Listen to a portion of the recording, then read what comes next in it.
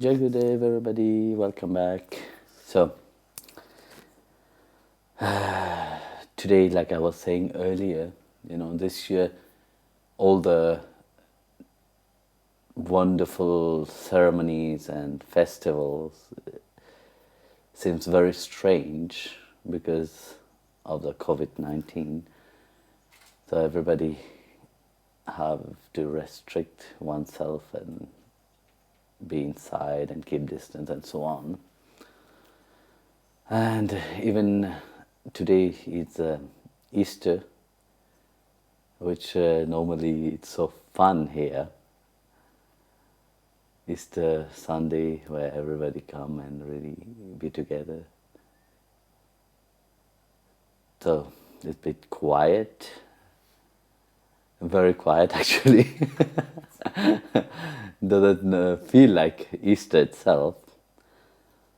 But the whole thing, is to make also one realize that Christ is not the outside things that we do, Christ is what reside within each one of us, And of course, outside we like to show our gratitude, we like to show our appreciation for this Master, what he have given to us, to humanity.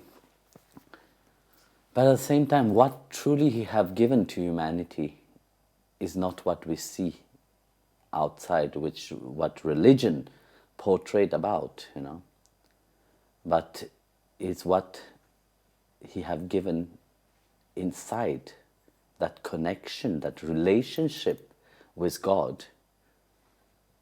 Because without having this relationship with God, life doesn't have any meaning really. Life goes on, in a same way.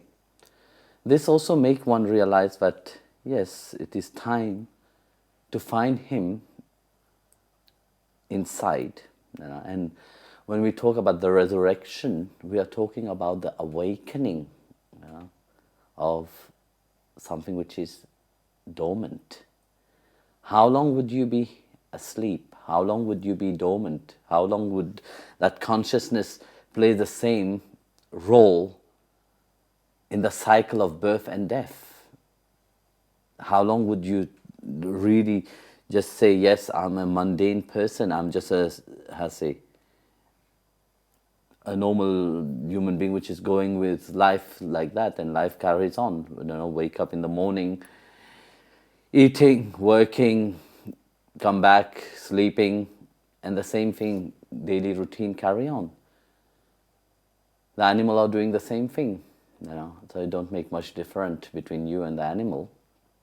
So the soul have to react, When Christ called upon his disciple, he called upon everybody to awake to that consciousness. They didn't say, yes, you have to be on your knees. No, you have to be inside in love, So love, that's what he have shown. And when we awake in that consciousness, we awake into that love, and that's what is Easter, Is that awakening. It's not just to say, yes, Christ is risen, and everybody say, yeah, truly he is risen, but yet you don't feel anything. When we say Christ is risen, it's that consciousness must arise inside of you. We have that transformation, being like the Master, what you are following, which is loving, caring. The life of Christ is not about himself, He has given his life for the people. Nowadays, somebody sent me a video, you see some people screaming, COVID-19, I order you in the name of Jesus, go away. Well, he's still around, so you see that, you see how much people, are deluded by the outside, looking for Christ in the outside. Then they talk about the Spirit of God, but yet, you see, the Spirit of God dwells within you. The Guru, the saints, they are a reminder of that Spirit of God within.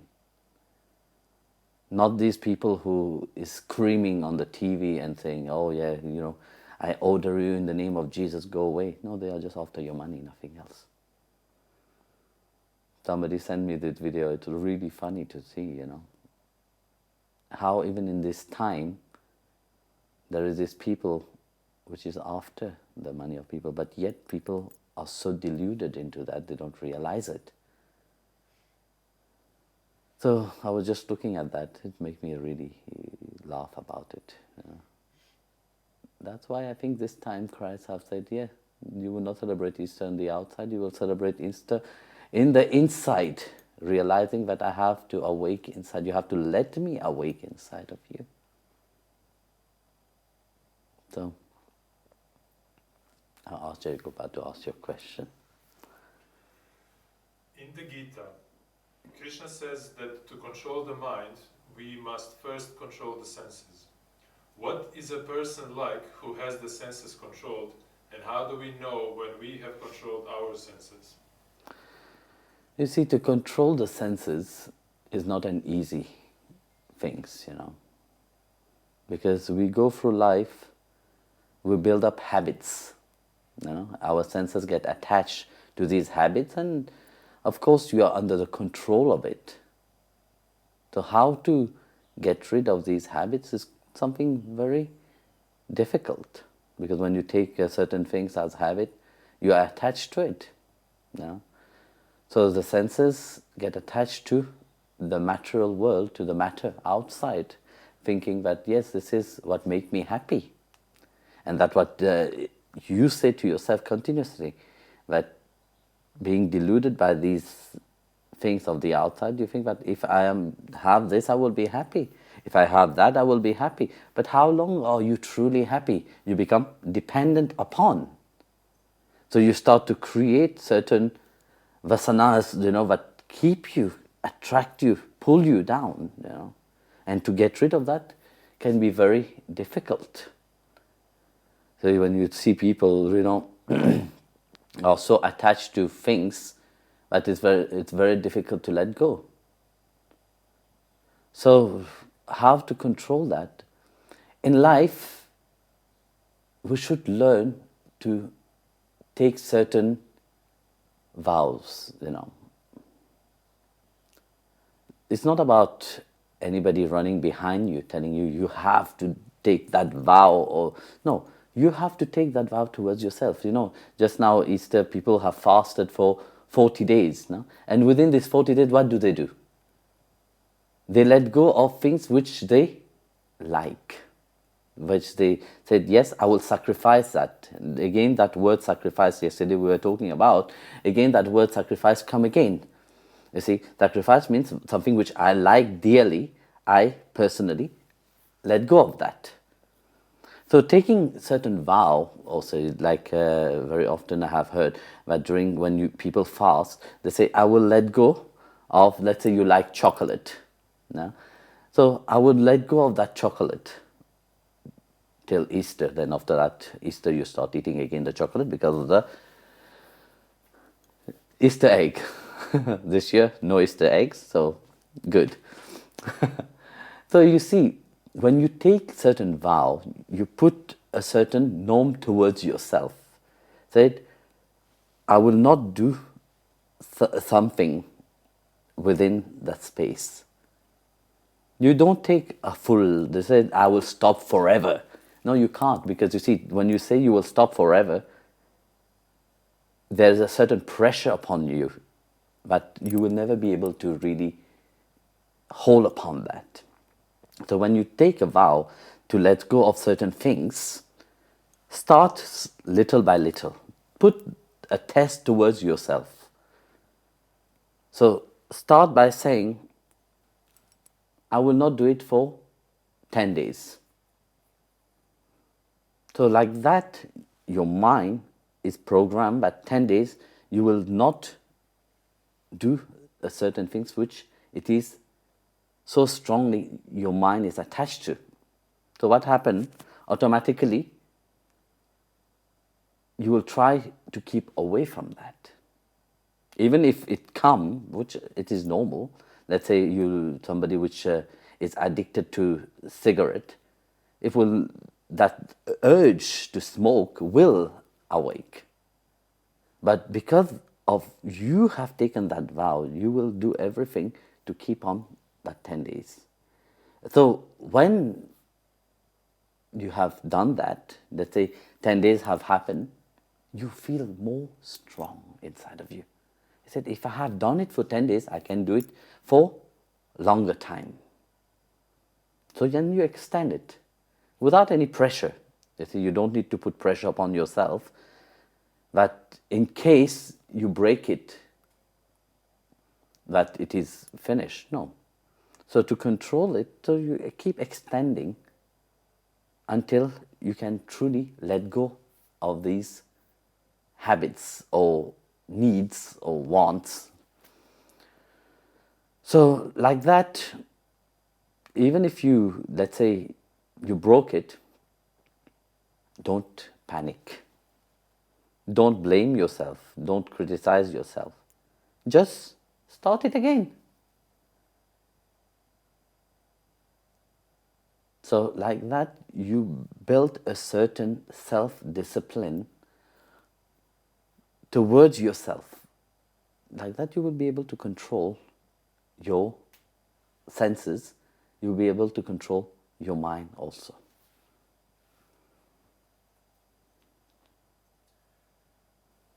Mahatma Gandhi promoted non-violence and was killed. On the other hand, Krishna asked Arjuna to fight. Was Gandhi wrong to promote ahimsa? Look, one thing is that we are living in a different time itself, Imagine Gandhi will provoke the people to lift their arm and fight. This will create a different kind of India today, So we can't compare Gandhi to Krishna. Krishna, what he was doing, it was according to the dharma. And also Gandhi, what he was doing according to the dharma of now. You see. So did Krishna really promote Arjuna to be non-violence? No, he was not. He was doing what is meant to do. You see, these people, the Kauravas, didn't understand any language. When he went as the messenger to them, what did they do? Duryodhana provoked him, provoked Krishna, And then Krishna showed his form, his cosmic form. Those who have eyes to see, they saw. But in his cosmic body, everything was there. Even they were already killed, and the Pandava was standing with might and very winning already. So they saw all these things, but yet they were not, due to their samskaras. They could not recognize who Krishna is. No? So those which is blind, how can they see? They will never see. So what Krishna was doing, truly, was doing what it's meant to do. Look, a soldier on a battlefield, let's say a soldier is protecting his country on a battlefield, do you think he have to look about his dharma, or he have to say, yes, I'm so sad but I have to kill the enemy which is invading my country? No, the soldier have his dharma to fight. That's what Krishna was reminding Arjuna. You are a soldier. You are not a coward. You are not somebody which have to run away. You are a mighty soldier. People know you for that. If you run away, people will call you a coward. And because of that, he told that a soldier, a dharma of a soldier is to fight. Why did Krishna not fight into that? Because he could annihilate everything in one second. Even that is too much. That's why he didn't fight into this. Of course, he was in control of everything. So That's his dharma. The dharma of a soldier is to fight, to go forward, not to run away from the battlefield. And the dharma of Gandhi was to show non-violence, that peace, you can solve problem also without fighting, but it's a different fight. You see, one was fighting for the dharma of the world, the universe, and Gandhi was fighting to bring dharma to the country itself, because India belonged to the land, to the Indian, So somebody else who have invaded it, they are not there. But how to solve it? Through violence, it's not possible, because violence will create more violence. So it's not possible. So that's why this dharma everybody have their own kind of dharma, and everybody have their own way. If Gandhi was a military man, of course, then he will take arm. He will say, "Let's go and fight." Like there were many freedom fighters at that time also. I can't remember their name, but there were many general who took arm and said, "Yes, this is the language that I understand. Our dharma is to fight in that way." But Gandhi said, "No, my dharma is different. My dharma is through non-violence. I can show that I can bring peace to this country through non-violence." Of course, others have profit from that also. So, coming back to Mahabharata, Krishna, it's true, that said, Arjun, you must fight continuously. Not only one time, many times, you see. But how would when people are so engaged into a certain reality of things, they will not understand that. They will see only, Krishna is infusing, saying to Arjun, fight. But Krishna is telling a soldier to fight. He's not telling a normal person to fight. And Gandhi is not a soldier. Gandhi was a lawyer, and he have taken the path of non-violence. So it's not that Arjun, when he was in chapter 1 of Gita, he was saying to Krishna, I don't want to fight, I don't want to kill these people. But Krishna said, no, this is your dharma, you have to fight. It's not that Arjuna had become non-violence all of a sudden. On the battlefield, he realized, oh my goodness, I am a non-violent person. No. He's a soldier. And Krishna continues to remind him, you are a mighty soldier. You're holding the Gandeva inside in your arm, in your hand, Even if you're afraid, it is folding down or whatever, even if your mind is troubling you, but yet you have to fight. As a soldier, you have to fight. Even if you have to die by fighting, this is your dharma. Like that, each one in life have their own dharma. Each one is fighting their own dharma. So, and we move forward in life, in our own dharma. A doctor is doing their work as a doctor. A banker is doing the work as a banker. A politician is doing their work as a politician. Each one, no one can do somebody else's dharma. So that's why, Krishna said to Arjuna, you must fight. And Krishna said to Gandhi, you are a non-violent person. You can't fight that kind of fight. Fight a different fight. Fight being non-violence.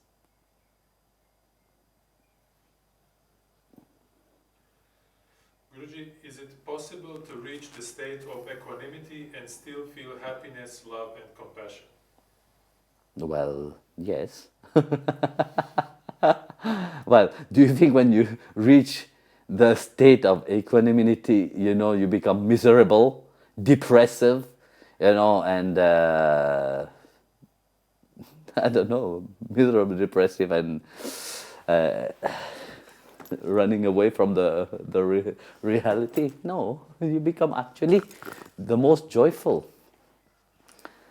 Because that state of bliss, bliss is where the divine reside. It's a state of, we can't say happiness, because it is a continuous movement of happiness towards, it is an endless state of happiness and joy. So it's not being miserable. So, and also when we talk about love, you see, here we have an understanding of love which is limited. But when you have attained to that state of bliss, love is eternal. Love is continuous growing. There's no limit to it. And this is the quality of love. Love, when we talk about love, it is something which is in constant growth. It's not that it diminishes. So,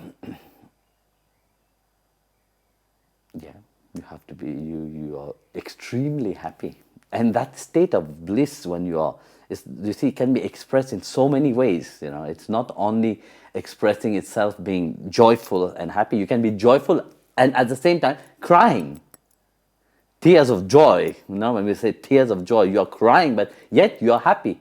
Sometimes people say, I'm crying, but yet I don't even know why I'm crying. There's no reason why I'm crying, but yet I'm happy, but yet I'm crying.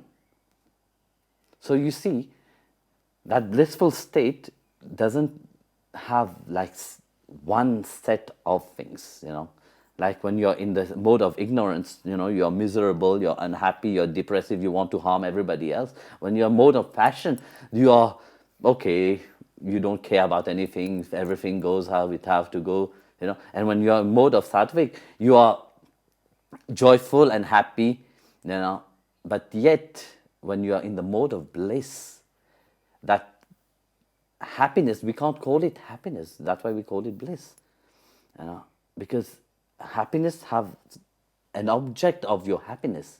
There is something why you are happy. You're happy for something. There is why, what, and how. These three things. So, but in the mode of bliss, there is not these three things.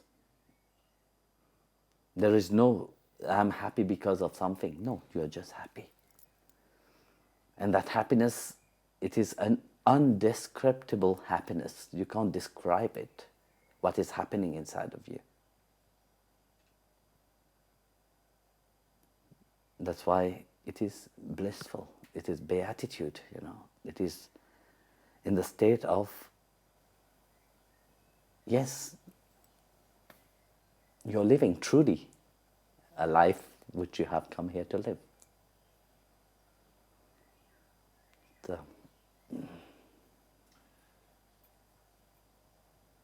when we see that someone is much closer to you than us and we get jealous, is that just the ego, or is it because of love? And how do we overcome that jealousy? Yeah, often people have this, let's say, jealous thinking that, you see, the people which is close to me, physically, near to me, they're very dear to me. No, actually, you see, we are more connected. It's not that I love them more. Maybe the expression of love toward them is different from those people which is not near to me. But actually, the love is the same. It's not that I love these people more and I love other people less. No, love for me is the same. But who can receive it? They receive it differently. Those which is near, they receive it in a different way.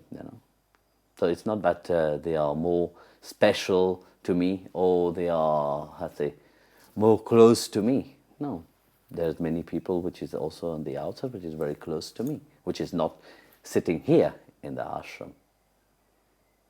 So and also very dear to me, which is not seated in an ashram. So it's not, don't be fooled by these things of the outside, thinking that those people which is close to me are very close to me. Some people which have been close to me, for some time they've been close to me and then they disappeared. So why do you think it's like that? And some people which is close to me from far away, which have never even met me, but inside of them we feel this relationship, we feel this connection. So that's how it is, So whether you are, of course, you see, it's a normal reaction, but when you see people which is near to where you wanted to be, you feel a certain kind of jealousy, but actually you should not feel any jealousy, because you see, they can handle me. That's why they are close to me. Because very often you think that, yes, you can handle the Guru. Don't be fooled, by that. Because I'm very complicated to be able to handle. So to handle the master, more closer you are to the fire, more you feel the heat of it. Yeah, as if you ask the people which is close to me, they know it. So that's why they are close to me, because they can handle it. If they could not handle it, they would never be close to me. So,